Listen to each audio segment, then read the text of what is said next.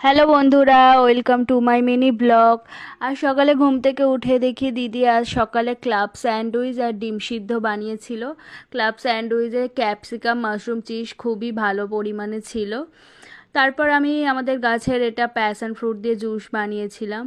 দুপুরে আজ লাঞ্চ ছিল খুবই সিম্পল, ছিল কুমড়ো ডাঁটা দিয়ে মাছের ঝোল আর ফুলকপি, গাজর, বিনস দিয়ে চচ্চড়ি, শসা, লেবু আর ভাত।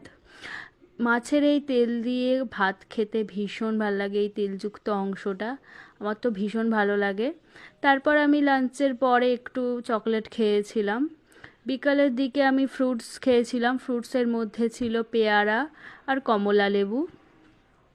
সন্ধে নাগাদ আমি কফি বানিয়েছিলাম পার্লেজি বিস্কুট দিয়ে খাওয়ার জন্য। আমার পার্লেজি বিস্কুট দিয়ে কফি খেতে ভালোই লাগে।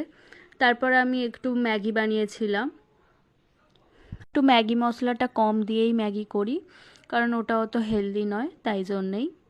ডিনারে আজ আমাদের হয়েছিল লাল লাল কাশ্মীরি আলুর দম, সাথে ছিল একটা ডিমের পোচ আর ছিল বাটার নান। বাটার নানটায় দেখতেই পাচ্ছেন বাটার আর ধনেপাতা কালো জিরোতে ভরপুর, খুব তুলতুলে নরম হয়েছিল গাইস। আর সাথে লাল লাল কাশ্মীরি আলুর দমটা বেশ ভালো লাগছিল। এই ছিল আজ আমার সারাদিনের ব্লগ। ভালো লাগলে অবশ্যই লাইক, কমেন্ট আর শেয়ার করবেন।